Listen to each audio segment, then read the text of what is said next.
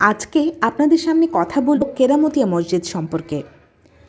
মসজিদটি ময়মনসিংহ জেলার গৌরীপুর উপজেলার রামগোপালপুর ইউনিয়নের গুজিখা গ্রামে।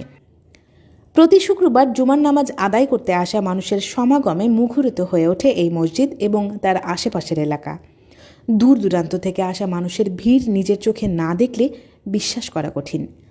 দোয়া এবং মানত পূরণ হয় বলে জনমনে বিশ্বাসও রয়েছে। এ লক্ষ্যে মসজিদে এক ওয়াক্ত নামাজ আদায় করার জন্য দূর দূরান্ত থেকে আসেন নানা শ্রেণী পেশার মানুষ, এমনকি মহিলারাও ভিড় জমায় সেখানে। তাদের জন্য রয়েছে আলাদা নামাজের ব্যবস্থা। প্রতি শুক্রবার হাজার হাজার লোকের সমাগম ঘটে এই মসজিদে। বছর ঘুরতে না ঘুরতেই এই মসজিদের আয় হয় কোটি টাকার উপরে।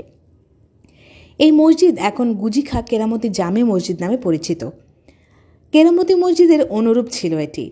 পাকিস্তান আমলে এই গ্রামের মাওলানা মোহাম্মদ সমীর উদ্দিন ভারত থেকে কামেল পাশ করে এসে গ্রামের লোকদেরকে সংগঠিত করেন। পরে পরিত্যক্ত ইমারতটির সম্মুখ ভাগ পরিষ্কার করে ওয়াল ঘেঁষে কয়েকটি টিন দিয়ে একটি চালাঘর তৈরি করে 5 ওয়াক্ত নামাজের কার্যক্রম শুরু করেন। এটাই ছিল মসজিদের প্রথম সংস্কার। পরবর্তী সময় ইমাম মাওলানা সমীর উদ্দিন গ্রামবাসীদের সহযোগিতায় মসজিদ প্রাঙ্গণে একটি ধর্মসভার আয়োজন করেন। এই ধর্মসভার প্রধান বক্তা ছিলেন মাওলানা আকবর আলী রেজভী।